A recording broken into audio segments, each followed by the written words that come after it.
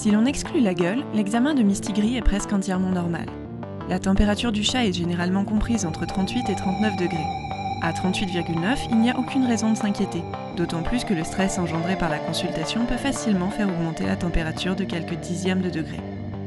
La vessie est plutôt bien remplie, mais tant qu'elle est souple, non douloureuse et que les propriétaires de Mistigris ne rapportent pas de difficultés à uriner, il n'y a pas de raison de s'inquiéter.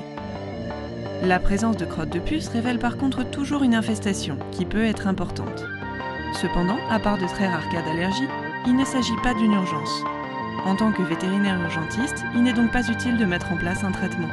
Par contre, il faut le signaler aux propriétaires de Mistigris afin qu'ils puissent en reparler avec leur vétérinaire traitant. La première chose que l'on doit regarder quand on ouvre la gueule d'un animal, ce sont les gencives et autres muqueuses buccales, car elles donnent de nombreuses informations sur son état de santé. Ici, par exemple, on voit bien que les muqueuses de Mistigris sont humides. Si elles étaient sèches ou collantes, on pourrait craindre une déshydratation. Elles sont aussi d'une belle couleur rose pâle uniforme qui est parfaitement normale.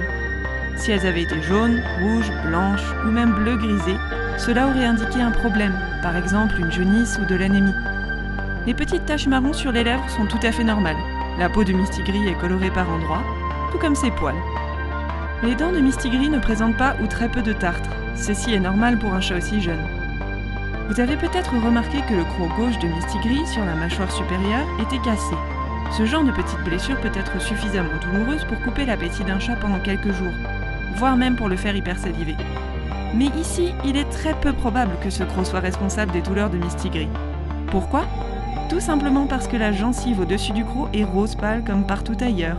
Si ce croc avait été cassé récemment, il y aurait sans doute une zone rouge vif en regard de la dent.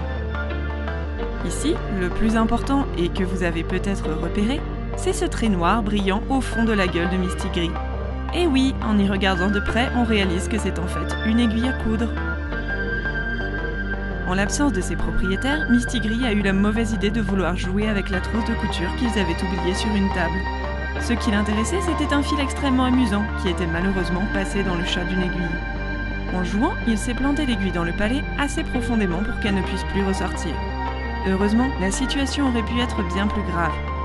Grâce à la sédation, il a été possible de retirer l'aiguille sans difficulté et elle n'avait pas fait de dégâts au-delà du palais. Un traitement anti-inflammatoire est mis en place et Mistigris s'en sort très bien. Les aiguilles comme les ficelles sont dangereuses pour les chats, particulièrement en cas d'ingestion. Veillez à éviter au maximum les tentations. Et si vous soupçonnez votre animal d'avoir avalé une ficelle ou une aiguille, surtout, n'hésitez pas à appeler rapidement un vétérinaire.